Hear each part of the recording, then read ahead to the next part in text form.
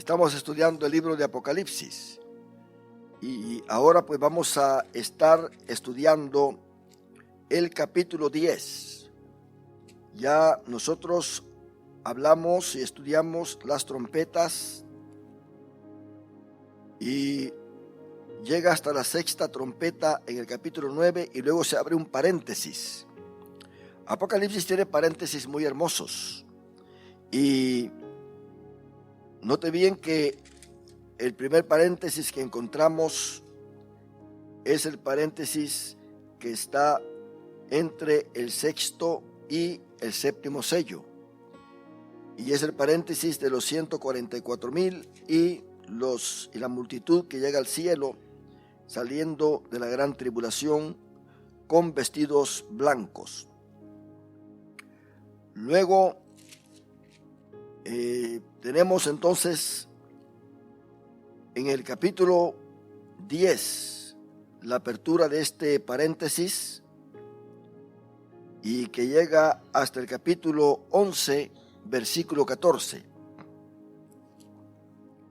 Pero vamos a ver sobre este pasaje ahí en Apocalipsis capítulo 10, y es el ángel poderoso y el librito en su mano.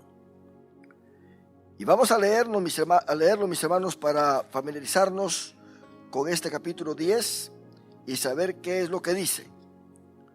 Dice así: vi descender del cielo a otro ángel fuerte envuelto en una nube. Note bien, pongan atención a las palabras. Es otro ángel fuerte, envuelto en una nube, la Shekinah de Jehová, con el arco iris sobre su cabeza.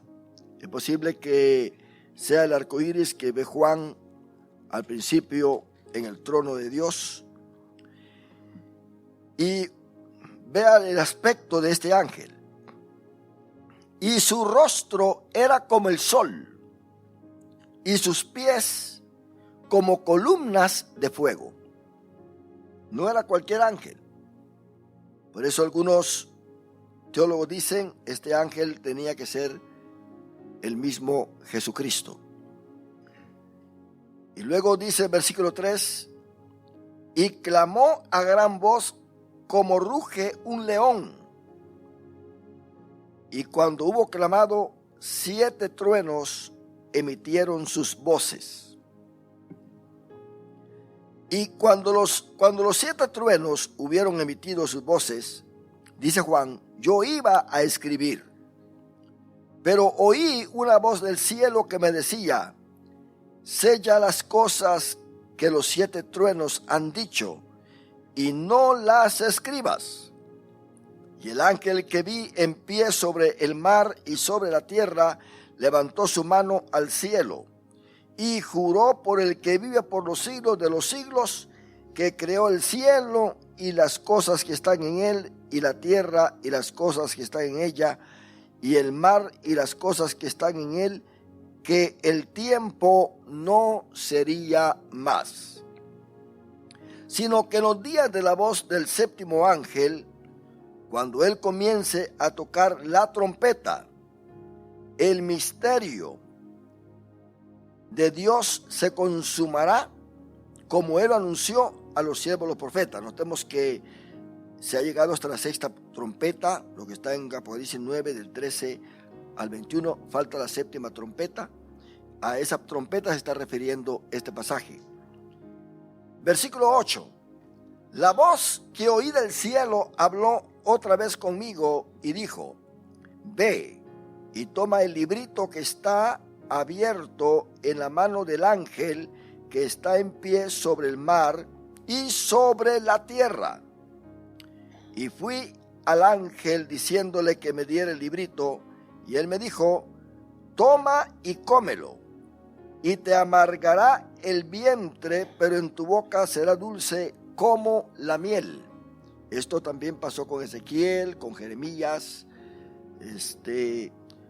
Ellos tuvieron esta experiencia en el Antiguo Testamento. Ahora, el versículo 10 dice: entonces tomé el librito de la mano del ángel y lo comí, y era dulce en mi boca como la miel, pero cuando lo hube comido, amargó mi vientre. Y él me dijo: es necesario que profetices otra vez sobre muchos pueblos, naciones, lenguas y reyes. Esto, hermano, es muy importante porque tenemos acá este pasaje que está ya dentro del segundo periodo de los 3 años y medio. Quiere decir, aquí estamos en el tiempo de la gran tribulación. La tribulación son los 7 años, pero se divide en 2 periodos de 3 años y medio. A los 3 años y medio, o sea, la mitad de los 7 años, termina el primer tiempo de la tribulación, y luego de la mitad hacia el final se llama la gran tribulación. ¿Por qué? Porque es ahí donde se empieza a perseguir al pueblo de Israel por la bestia. Empiezan los sellos, empiezan en sí los sonidos de las trompetas, y trae todo este laberinto, por decirlo así, a la tierra. Los hombres mueren, salen los demonios en forma de langosta del abismo, los árboles son quemados, las aguas son transformadas en sangre, los ríos se vuelven amargos. O sea, todo, hermano, es en sí un pandemonio de lo que está pasando en el mundo entero. Entonces vamos a ver sobre este estudio hermoso que nos habla de el libro profético que está acá en este pasaje de Apocalipsis capítulo 10. Entonces aquí, hermano, es claro que el juicio de la sexta trompeta ha terminado. Todo lo que la sexta trompeta trajo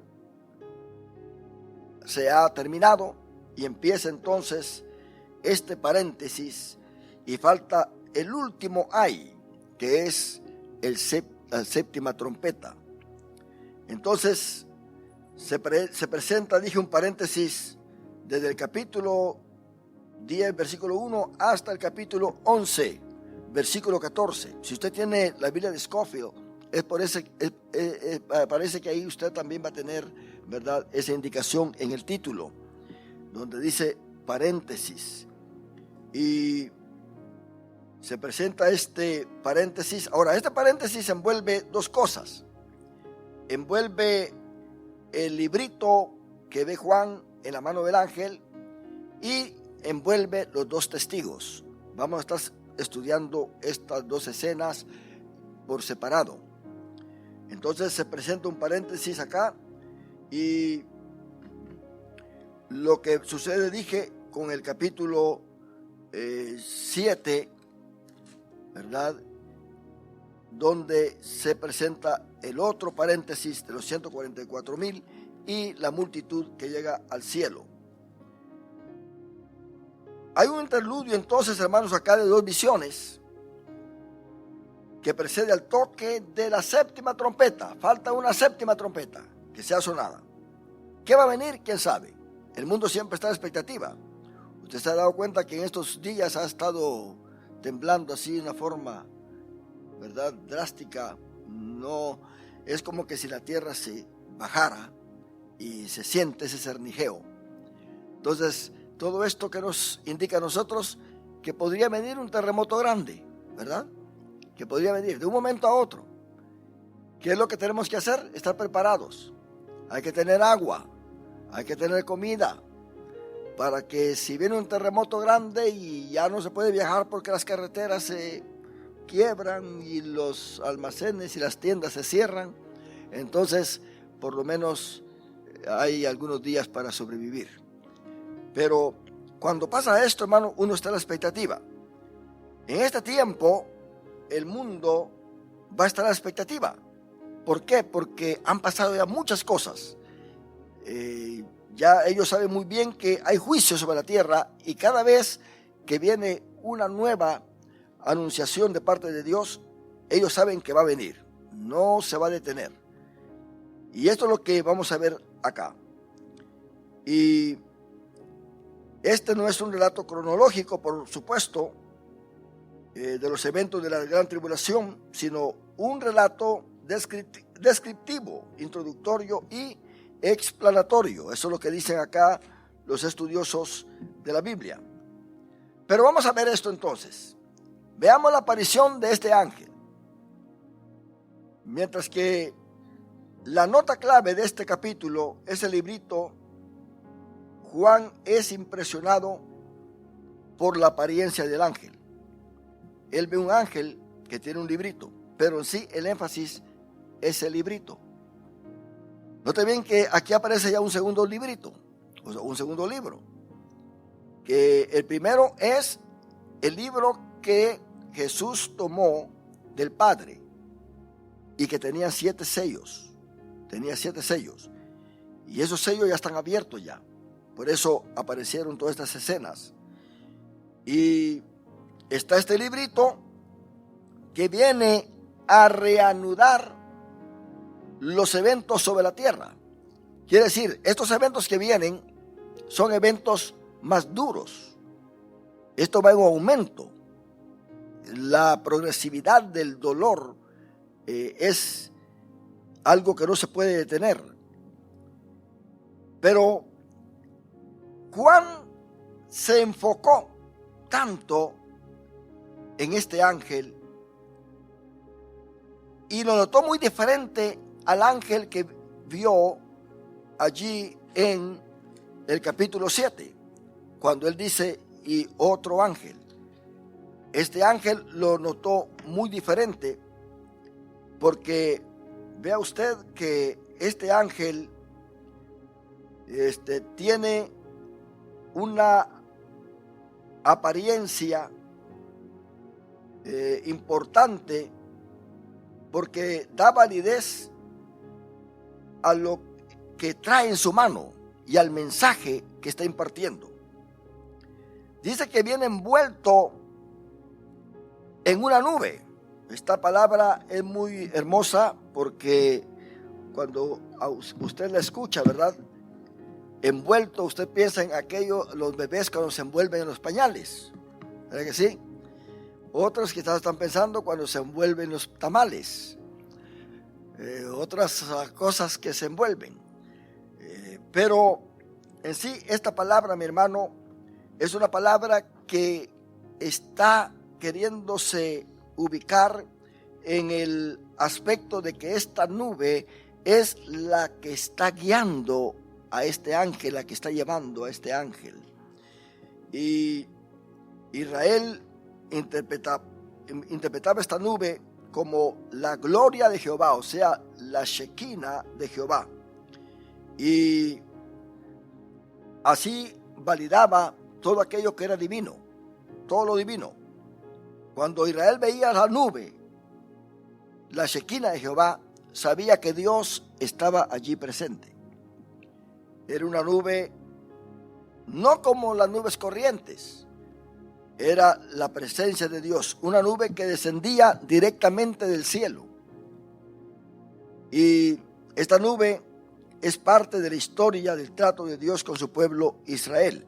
Recordemos que aquí Dios está tratando directamente con el pueblo de Israel. La iglesia ya no está en la tierra, la iglesia está en el cielo.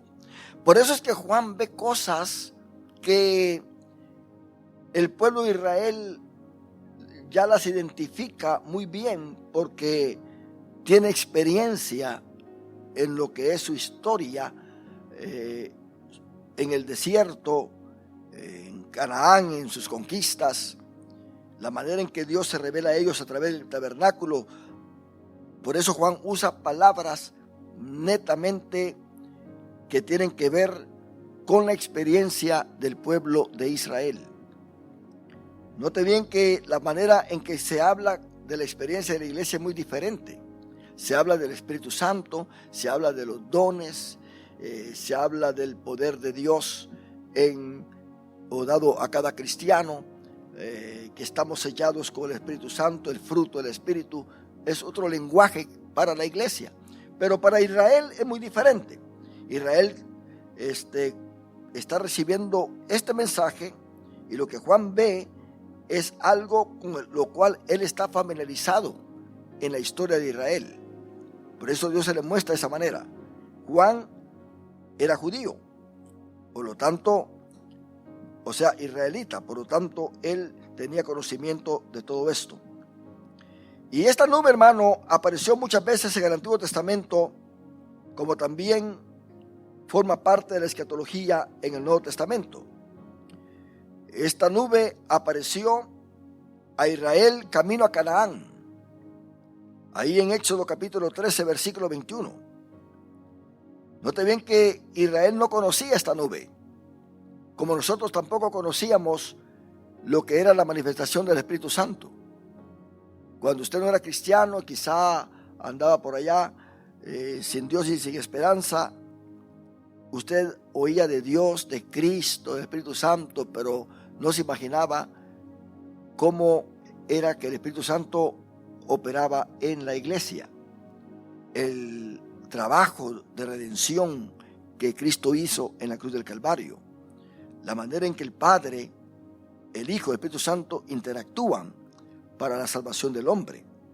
Pero cuando vino a Cristo, ahora usted tiene ese conocimiento, lo entiende mejor y se goza en el Señor. Entonces Israel no había visto esta nube, por eso ellos no tenían fe. Moisés no había visto una zarza ardiendo y que no se quemara. Para él fue la primera vez. Y nunca había oído la voz de Dios cuando le dijo: Moisés, Moisés, quita el calzado de tus pies, porque el lugar que pisas santo es. Son nuevas experiencias, hermanos, que uno tiene. Y yo estoy seguro que cada uno de nosotros queremos nuevas experiencias con Dios, ¿verdad que sí?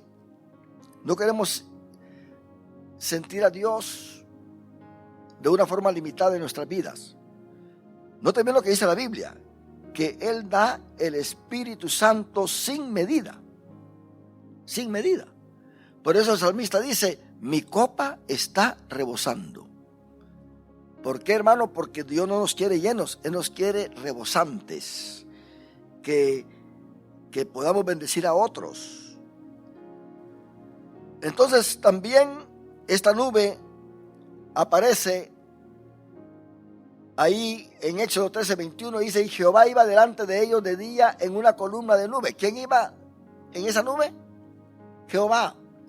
¿Para qué? Para guiarlos por el camino. No veían a Jehová, pero sí veían la nube. De esa manera el pueblo empezaba a crecer en fe y a tener experiencias con Dios. Hay gente que quiere ver a Dios en persona cuando Dios se muestra en la nube y no quiere seguir la nube. No, yo quiero a Dios, la nube no la sigo.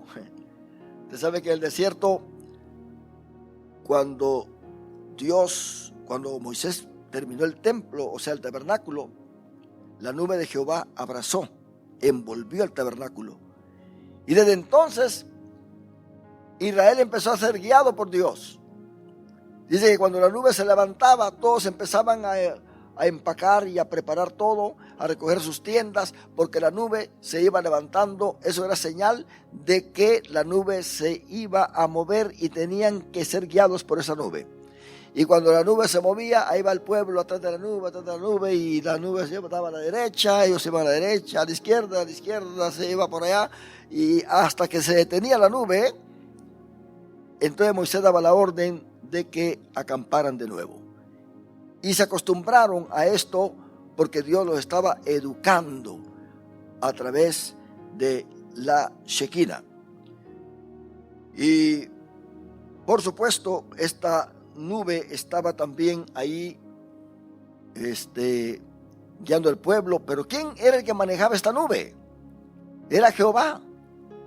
Y de noche en una columna de fuego para alumbrarles, a fin de que anduviesen de día y de noche. Por el día les hacía sombra, les daba aire acondicionado y todo eso. Mire qué privilegio tan grande que tenía este pueblo usted. Y por la noche le servía de luz esta nube. ¿Qué clase de fuego era este? El fuego de Dios. Y sobre el lugar santísimo también esta nube se mantenía en Levítico 16:2. Ahí aparecía la Shequina de Jehová sobre el lugar santísimo. Y Jehová dijo a Moisés: di a Aarón tu hermano que no en todo tiempo entre en el santuario detrás del velo, delante del propiciatorio que está sobre el arca, para que no muera, porque yo apareceré en la nube sobre el propiciatorio. Y voy a aparecer una vez al año, en el día de la expiación, cuando el sumo sacerdote entre al lugar santísimo. Entonces yo perdonaré el pecado nacional del pueblo, no individual, sino el pecado de la nación. Esto sucedía una vez al año. Y ahí estaba la nube. Hermano, déjeme decirle que nosotros aquí no vemos ninguna nube, pero ya está el Espíritu Santo con nosotros. Ya tenemos que entender que no nos tenemos que sentir orgullosos por nuestros ojos. No, que aquí no está Dios, que hago lo que quiero, puedo masticar chicle, puedo ver mi teléfono, puedo platicar con el que está al lado y contarle que hoy me comí 3 tamales y robarle la atención, que no ponga atención a lo que está enfrente. En otras palabras, nos sentimos orgullosos por nuestros ojos, pero nosotros no andamos por vista, dice Pablo, sino que andamos por fe. Quiere decir que en tu casa tú puedes ver la Shequina de Jehová. Puedes ver la Shequina de Jehová yendo contigo en el carro. Dios guía espiritualmente, pero también guía de una forma física. Una persona se pierde, Señor, y ahora que no tengo mi GPS acá, ¿qué pasó? ¿Por dónde me voy? Y el Señor viene y de alguna manera muy especial lo saca uno de todo enredo. ¿Verdad que sí? ¿Cuántos han tenido experiencia de que Dios los saca de enredos? Yo creo que todos nosotros, hermano, todos nosotros. Porque Dios trabaja de una manera sublime con nosotros. También esta nube estaba sobre el lugar santísimo en el templo. No solamente en el tabernáculo, sino que también en el templo. Ahí en 2 Crónicas capítulo 5, del 13 al 14. Ese templo que edificó Salomón. Mi hermano, la nube aprobaba lo que los siervos de Dios hacían para él. Si la nube no aparecía, hermano, entonces había problema. Y vamos a leer entonces 2 Crónicas capítulo 5, versículos 13 y 14. Si usted tiene su Biblia, pues lo busque en su Biblia, mientras que el hermano lo pone ahí en la pantalla. Y dice: cuando sonaban pues las trompetas y cantaban todos a una para alabar y dar gracias a Dios, y a medida que alzaban la voz con trompetas y címbalos y otros instrumentos de música, y alababan a Jehová diciendo: porque Él es bueno, porque su misericordia es para siempre. Entonces, note bien, pero hay algo acá, a medida que alababan, a medida que iba creciendo la alabanza, mientras el pueblo cantaba, más y más iban ellos incrementando su voz y la música sonando más duro. Entonces, ¿qué pasó con esto? La casa se llenó de una nube, la casa de Jehová. Se llenó de una nube que es la Shequina de Dios. También apareció esta nube en el tiempo de Ezequiel, ahí en su capítulo 10. Apareció en el lugar santísimo, pero esta nube aparece para traer juicio ahora. Porque ahora el templo va a quedar solo, la nube se sale del templo. Ezequiel ve cuando la nube se sale del templo, sale al lugar santísimo, al lugar santo, y se queda en la puerta. Luego dice que sale al atrio y se queda en la puerta principal. De repente ve que se eleva la nube y se va al monte de los olivos. y del monte de los olivos se va hacia arriba y desaparece la nube. Fue la última vez que Israel, o que los judíos tuvieron la nube en el templo, porque después vino Nabucodonosor y destruyó el templo. Entonces a Ezequiel, de una forma retrospectiva, se le mostró por qué Dios permitió que el templo fuera destruido, porque la nube, la Shekinah de Jehová, se había ido del templo, ya no estaba allí. Y eso, hermano, es muy peligroso. Ahora, también aparece en el nacimiento de Jesús. Ahí en Lucas 2:9.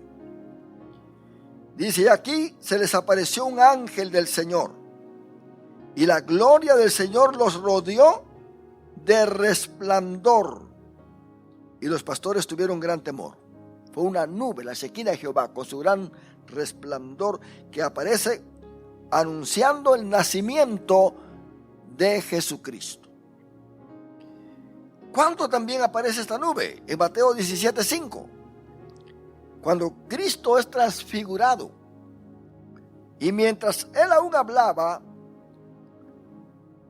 o sea, Pedro hablaba, he aquí una nube de luz, que es la Shekinah de Jehová, los cubrió.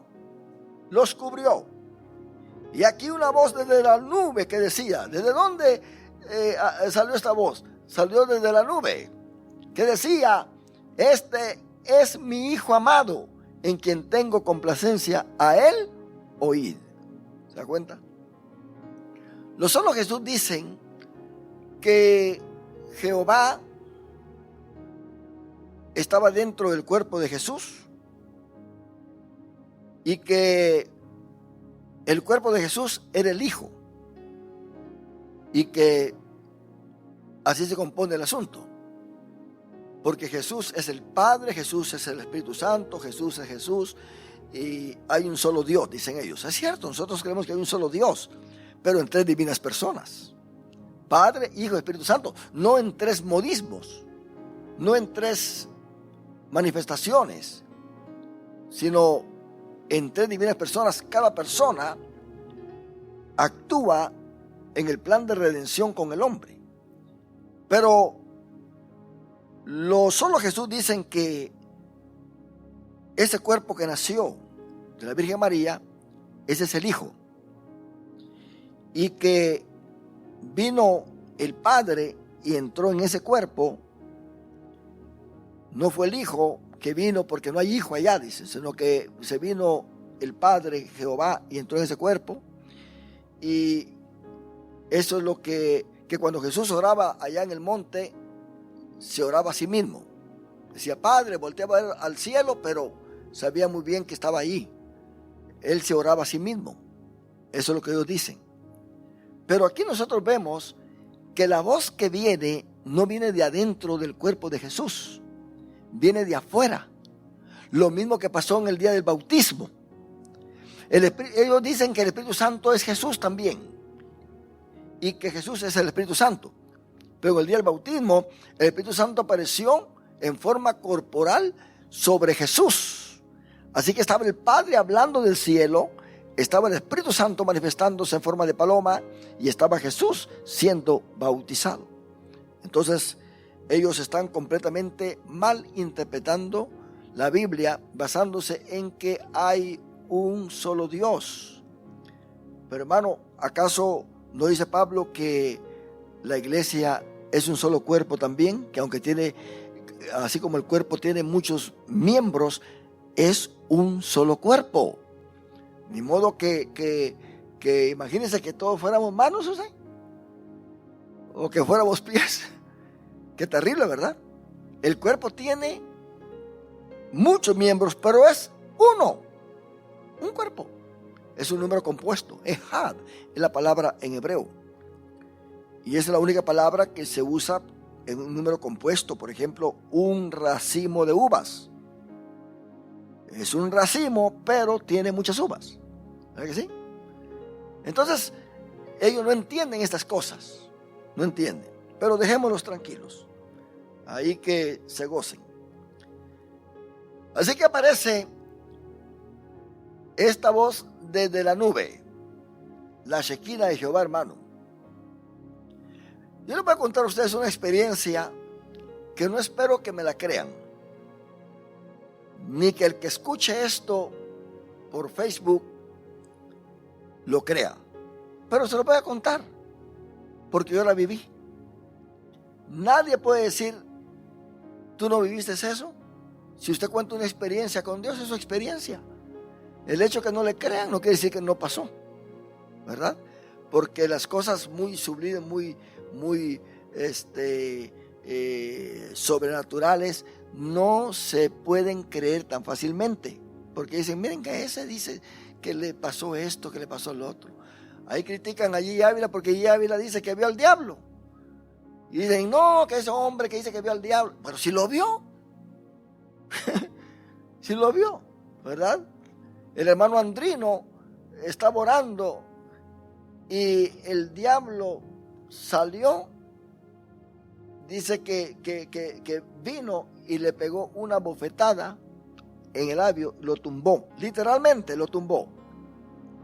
Pero que él vio que un ángel vino del cielo, venía con una vara el ángel, y que el demonio, el diablo, se metió bajo la tierra al ver al ángel, y el ángel vino y con la vara le tocó la herida que le había hecho Satanás y lo sanó. ¿Y cuál era la prueba? Que cuando él salió de ese éxtasis, vinieron los demás pastores y ¿qué pasó? Y él ya estaba anciano, por supuesto. Vieron la sangre en el piso y no le creían que le había salido de acá porque estaba sanado. El ángel lo había sanado. Y él le decía, no, este está loco, le salió sangre que no sabe de dónde. Y miren, dice que fue de acá y no tiene nada. Pero él sintió y vio y vivió todo eso. Un día yo estaba dando la escuela dominical en la iglesia cristiana, porque usted como yo creemos en lo que es la profecía, ¿verdad que sí? Nosotros no creemos que los profetas surgen a darles un carnet. A ver, hermano fulano va a ser profeta, aquí está su carnet, usted es profeta. No, eso no trabaja de esa manera. Los dones los da el Espíritu Santo. No lo puede dar un pastor, ni un concilio, ni una denominación, nada. Los dones los da el Espíritu Santo de acuerdo a la necesidad de la iglesia. Entonces, cuando yo tenía la edad de 15 años, había un hermano que tenía el don de discernimiento de espíritu, haciendo una campaña, era una convención de pastores. Y yo recuerdo que esa mañana me hinqué, al bajarme de la cama me hinqué y le dije, Señor, si yo soy tu hijo, háblame en esta noche. Porque yo veía cómo le hablaba a los demás y les decía cosas. Hasta descubría pecados usted. Sí, descubría pecados. La persona tenía que venir aquí arrepentida porque le decía lo que estaba haciendo a las escondidas. Y especialmente cuando se tiene un privilegio en la iglesia, el Espíritu Santo se enoja. Manda de repente un predicador y delante de todos lo llama. Tú estás haciendo esto y fuiste allá y hiciste eso. ¿Y quién le va a decir al Espíritu Santo que no? Si Dios sabe todas las cosas. Entonces yo me hinqué y dije, Señor, háblame. Bueno, pues el asunto es que oré y se me olvidó la oración usted. Pues yo, ¿verdad? Fui al culto en la noche y estaba tan lleno todo que estaba al lado derecho del altar. Todos nos quedamos de pie acá, otros de pie acá y las bancas llenas. Y bueno, y de repente el predicador empezó a predicar y a predicar y a predicar y a predicar. Y en lo que estaba predicando, volteó a ver hacia donde estaban todos los pastores y yo estaba en medio. Imagínense aquel muchachito flaco, todo ahí de 15 años. y luego dice, tú, y me señala usted.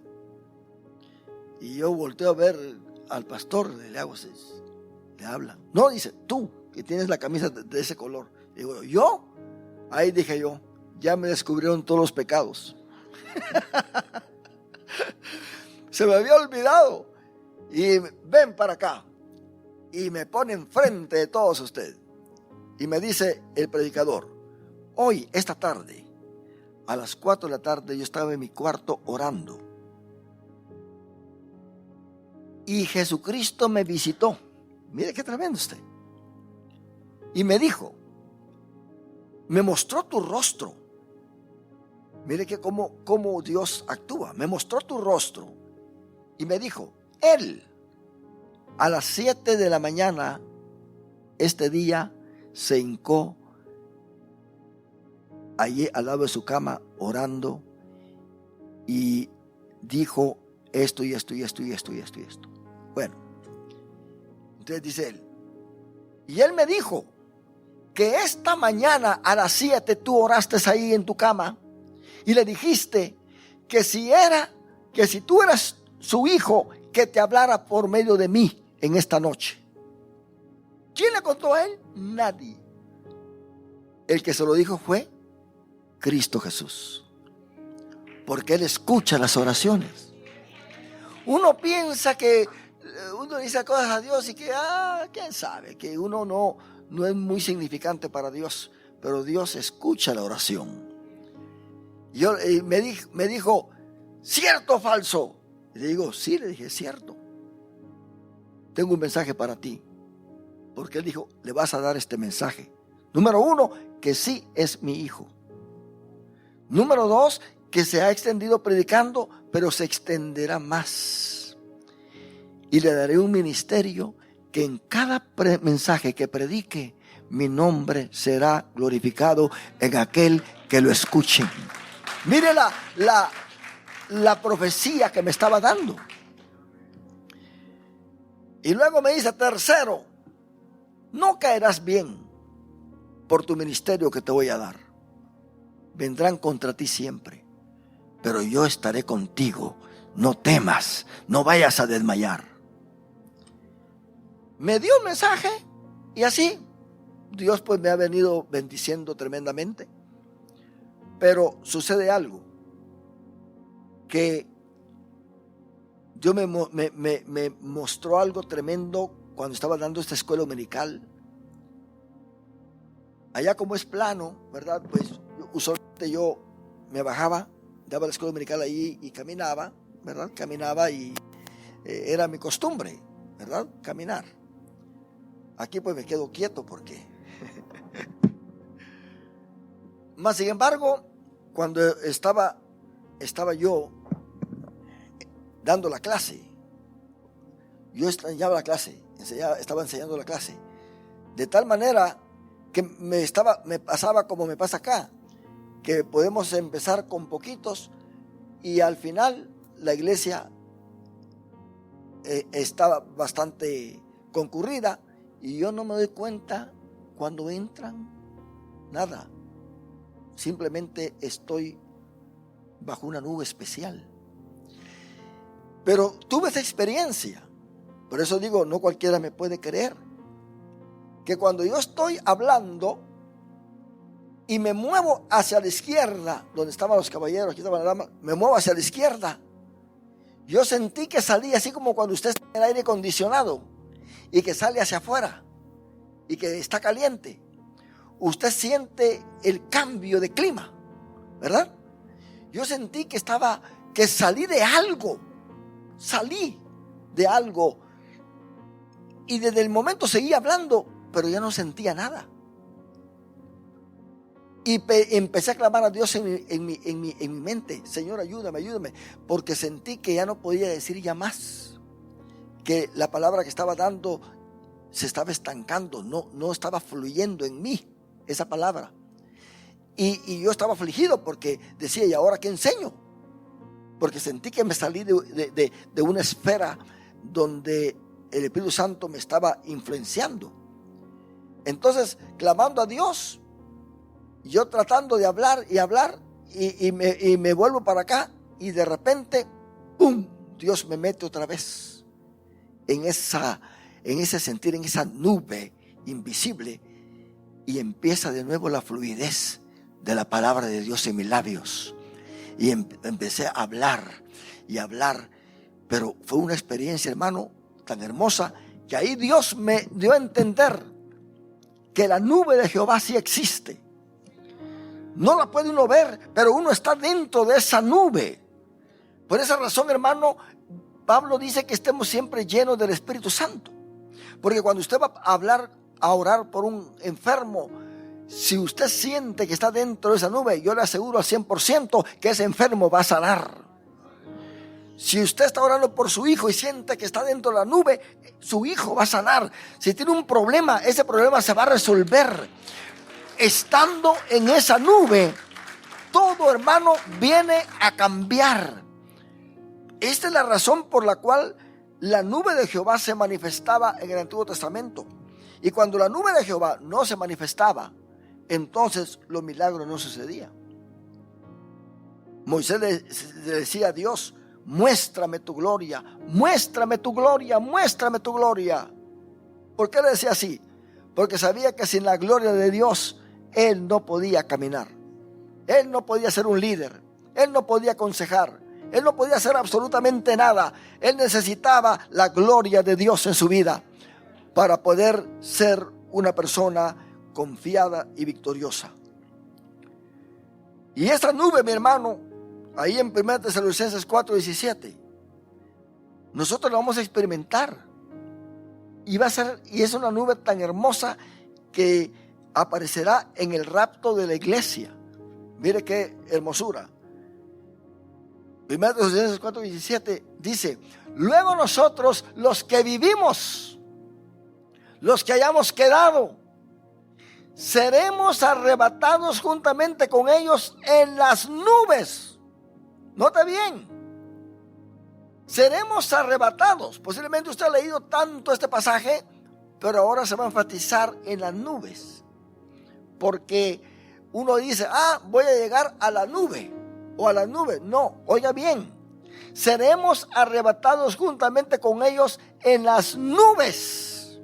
Quiere decir que lo que se va a llevar a la iglesia va a ser la Shekinah de Jehová, va a ser la nube del Dios Todopoderoso, para recibir al Señor en el aire, y así estaremos siempre con el Señor.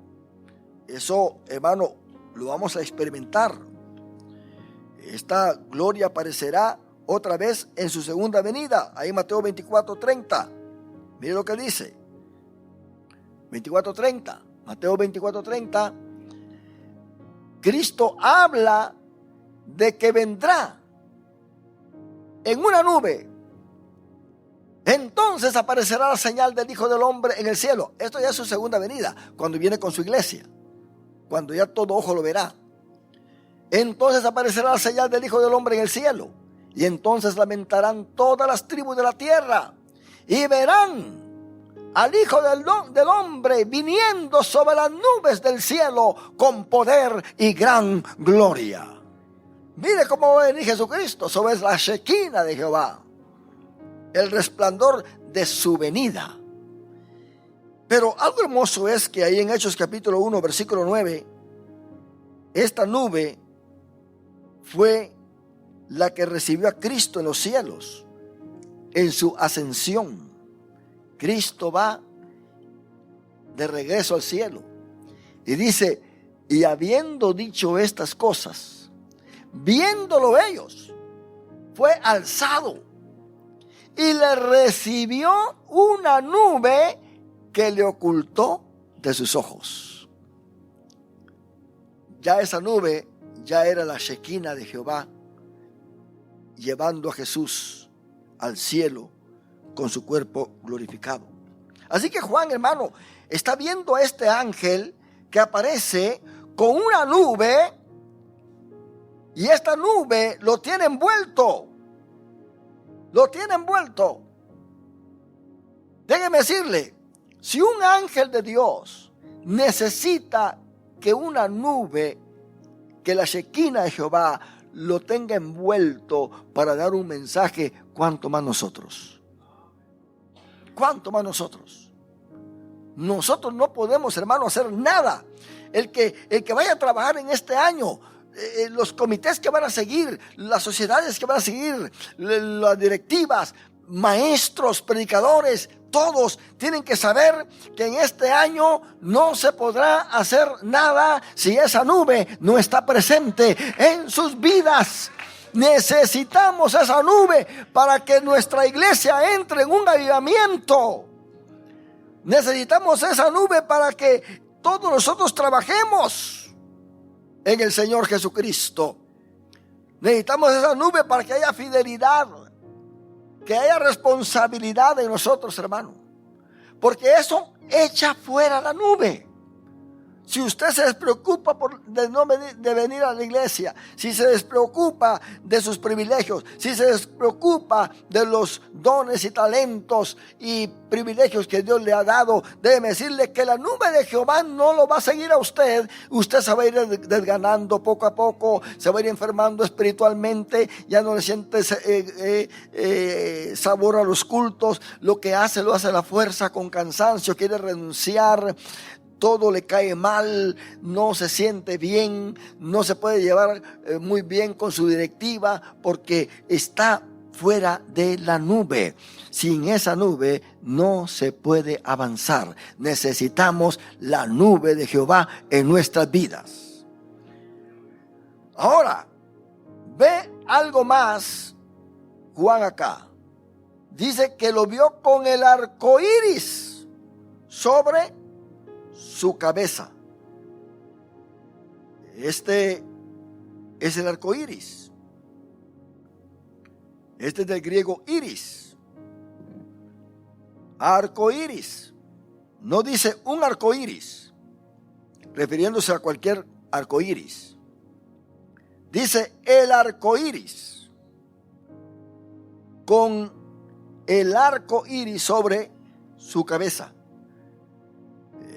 Es un arco iris que de alguna manera Juan lo identifica como algo que ha visto antes. Lo cual entonces habla de un arco iris singular. Es posible que se refiera al arco iris que vio Juan ahí en Apocalipsis 4:3. Ahí en Apocalipsis 4:3 vemos nosotros que Juan ve el trono de Dios y el aspecto del que estaba sentado era semejante a piedra de jaspe y de cornalina, y había alrededor del trono un arco iris semejante en aspecto a la esmeralda. Entonces aquí tenemos este arco iris. Él dice había un arco iris, pero en el capítulo 10 él dice con el arco iris. No dice con un arco iris, sino con el arco iris, como que fuera el mismo arco iris que vio ahí en el capítulo 4, versículo 3. Entonces, es importante poner atención a todos estos artículos gramaticales. Y es posible que se estaba refiriendo entonces a ese arco iris. Y este arco iris, hermano, representa la fidelidad de Dios a su palabra. Note bien que él hizo un pacto con Noé después del diluvio. Y dijo, ¿sabes qué? Ya no voy a matar a nadie con agua. O sea, con un diluvio. Él no dijo, no van a haber incidentes en donde los ríos se van a salir y se van a desbordar y van a haber muertos. No, está hablando del diluvio. Yo no voy a matar al mundo entero con agua ahora. Más adelante dice la Biblia que va a ser la tierra destruida con fuego. Ahora va a ser con fuego. No sé cuál de los dos prefiere el mundo, pero ¿verdad? Agua o fuego. ¿Ok? Bueno, es la fidelidad de Dios a su palabra del pacto con sus siervos, los patriarcas, y con David su siervo, con respecto a la salvación de su pueblo Israel. Romanos 11:26 lo dice, y luego todo Israel será salvo, como está escrito. Vendrá de Sión un libertador que apartará de Jacob la impiedad. Note bien, pongan atención a esto, porque aquí lo que está diciendo es que la palabra de salvación que le ha dado al pueblo de Israel no va a fallar durante esta gran tribulación. El pueblo de Israel ha sido muy malcriado con Dios, como un niño malcriado, un niño que anda desobedeciendo en todo tiempo. Mas sin embargo Dios lo ama. Lo ama porque hay una promesa incondicional a Abraham. Le dijo a Abraham que él iba a regresar a esa tierra, iba a traer a su pueblo, y hizo un pacto con David, el pacto davídico, de que uno de sus descendientes iba a estar reinando 1000 años en esta tierra. Así que las mismas promesas y pactos que Dios hizo con sus siervos es lo que preserva al pueblo de Israel. Dice que su rostro era como el sol. Note bien, habla de la investidura de la gloria de Dios y su santidad, para demostrarnos que Él estaba actuando en respuesta a la santidad de Dios. Quiere decir que esto sucedió con Moisés en Éxodo 34:29. ¿Se acuerda usted cuando Moisés subió al monte, allá al Sinaí? Y que, bueno, él subió varias veces. No, él no subió solamente una vez y estuvo allá 40 días, no. Subió una segunda vez y estuvo allá 40 días también, 40 noches. Y luego subió otra vez, así que no es asunto de que solamente una vez haya subido. Pero en una de esas él baja. Y cuando baja, baja con su rostro resplandeciente. De tal manera que se tenía que poner un velo para que pudiera estar en medio del pueblo, y cada vez que él pasaba al santuario que tenía allá afuera del campamento, tenía que todos los israelitas salían a la puerta de las tiendas porque decían: a esta hora va a pasar Moisés para allá, y todos salían para ver pasar a Moisés al santuario que tenía allá fuera del campamento. Y cuando Moisés pasaba con su manto, con un manto, porque no podían ver su rostro. Él se cubría para poder pasar en medio de todos e ir hasta el lugar donde tenía que ir. Tremendo eso, hermano. ¿Usted cree que eso podría pasar con nosotros? ¿Qué dice usted? ¿Podría Cristo resplandecer en nuestros rostros? ¿Cuándo? ¿Cuando estamos enojados? No. Es cuando estamos dentro de la nube. Por eso hay que acostumbrarnos a estar dentro de la nube, hermano. El que está dentro de la nube de Dios, su rostro siempre va a estar resplandeciente. Que hagan aquellos que están afuera de la nube, que hagan las caras que quieran hacer. Caras de desdén, caras de no sé qué cosas, pero no pueden hacer una cara angelical. No hay resplandor en ellos. No hay resplandor. Eso es hermoso, hermano, tener el resplandor de Dios en nuestras vidas. Ahora, era como el sol. Y sucedió con Moisés. Y aconteció que descendió Moisés del monte Sinaí con las 2 tablas del testimonio en su mano. Al descender del monte, no sabía Moisés que la piel de su rostro, no lo sabía, que la piel de su rostro resplandecía. ¿Cuándo? Después que hubo hablado con Dios. ¿Sabe cómo es que los problemas se resuelven en la familia? Cuando se ora primero. ¿Sabe cuándo los problemas de un matrimonio se resuelven mejor? Cuando se ora primero. Porque si no se ora, hermano, déjeme decirle que uno puede estar tan enojado que viene a arruinar todo. Que en vez de solucionar cualquier cosita, como dicen por ahí los mexicanos, la riega más. ¿Verdad? Antes de cualquier cosa hay que orar. No nos guiemos por el enojo. No nos guiemos porque tengo ira, hoy me las paga, que le voy a decir esto, hoy sí le digo lo que le quiero decir y lo voy a hacer llorar o la voy a hacer llorar.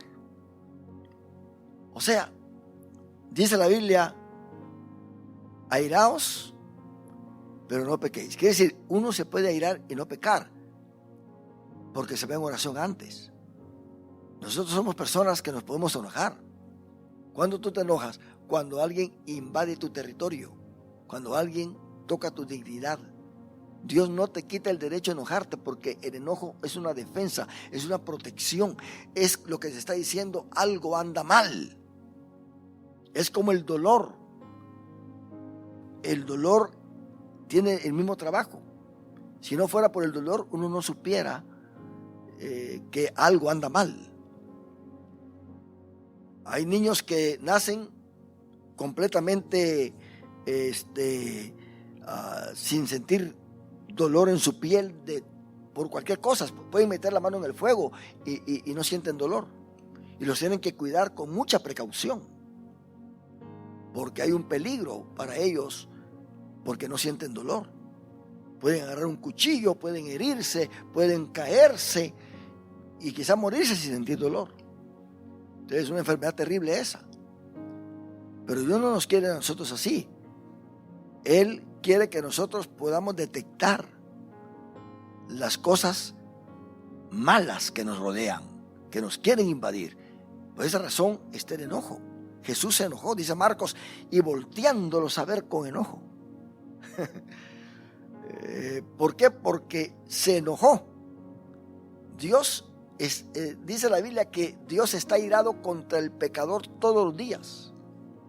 Por eso no podemos decir, mira, amigo, que lo que Dios odia es tu pecado, pero nunca está irado contra ti, Él te ama. Muchas veces fallamos en decir eso, porque la Biblia dice que Dios está tanto enojado contra el pecado como contra el pecador.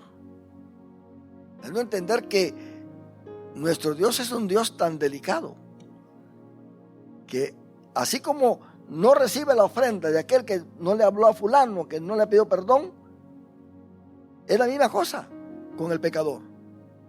No lo va a tratar con misericordia a menos de que se arrepienta, a menos de que se humille ante la presencia del Señor.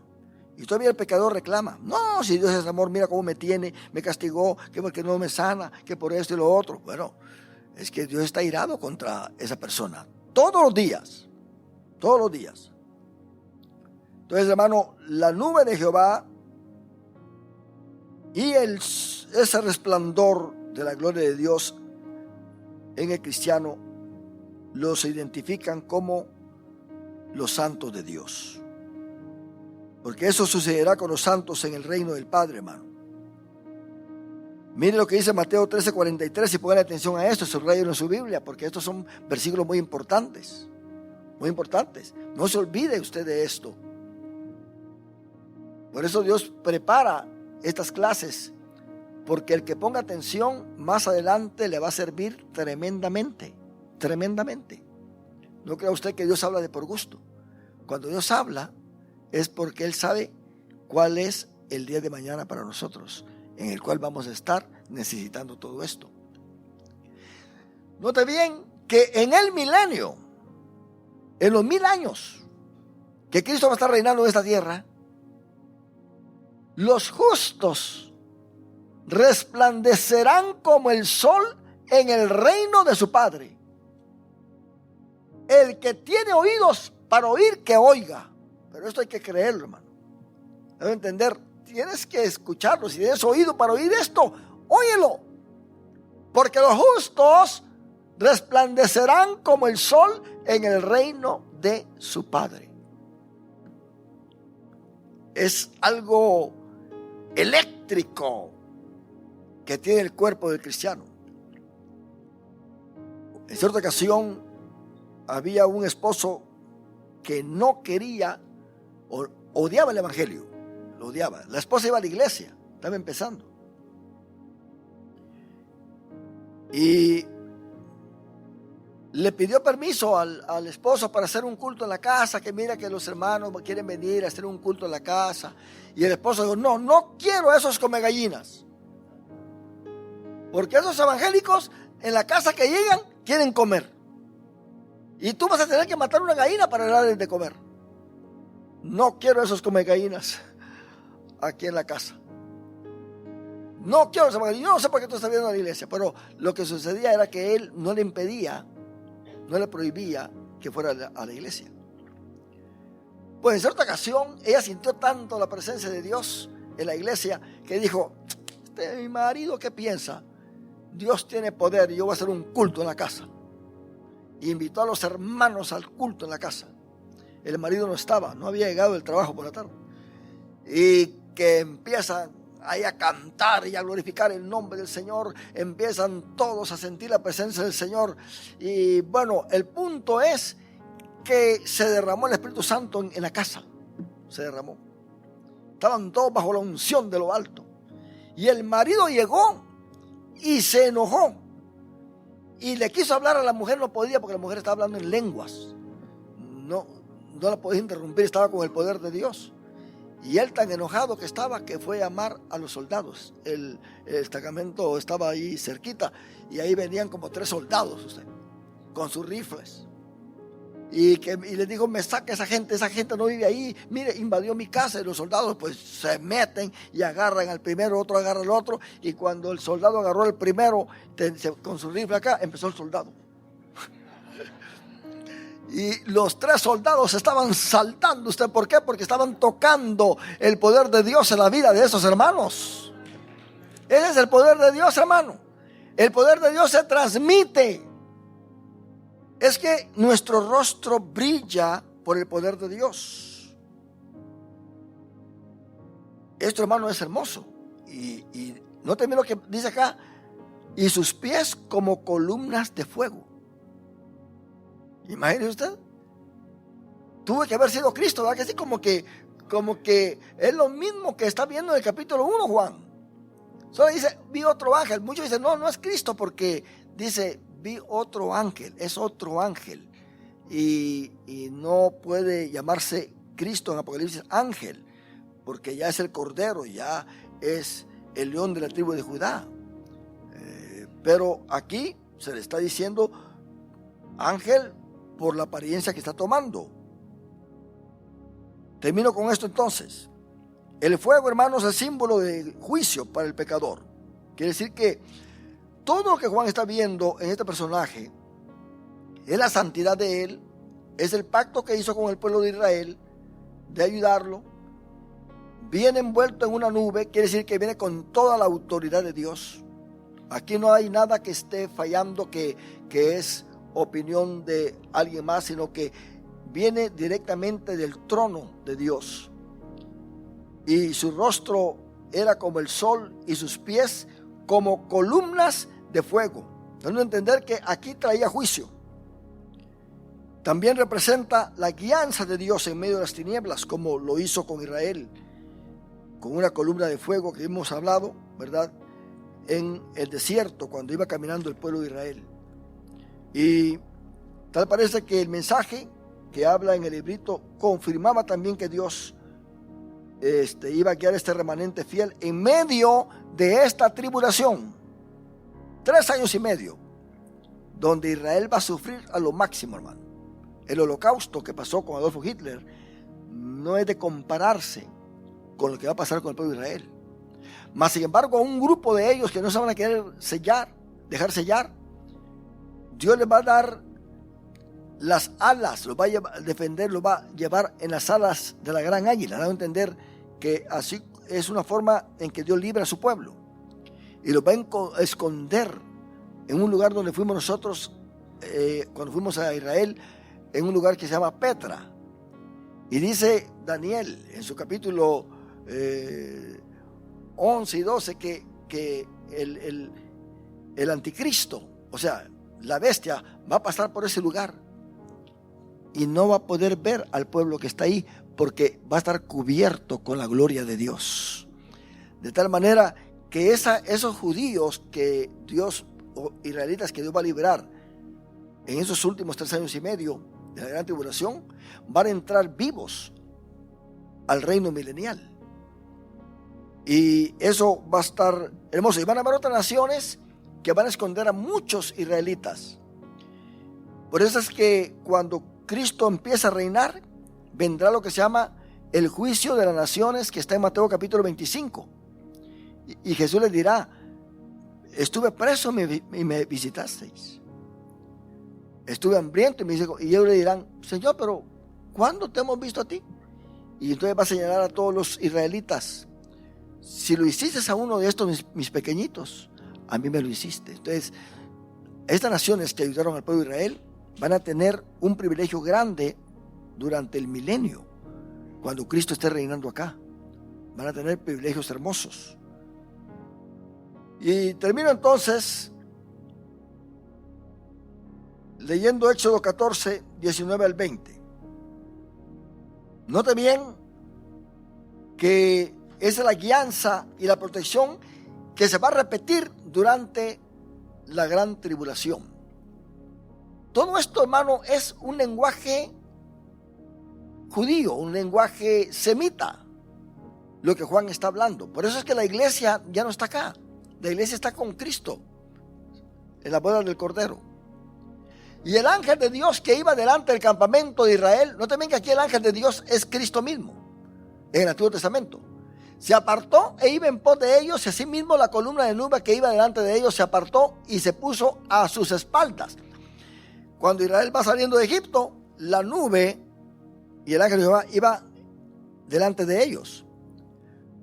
Pero sucede que los egipcios venían a atacarlos. ¿Qué hizo la nube?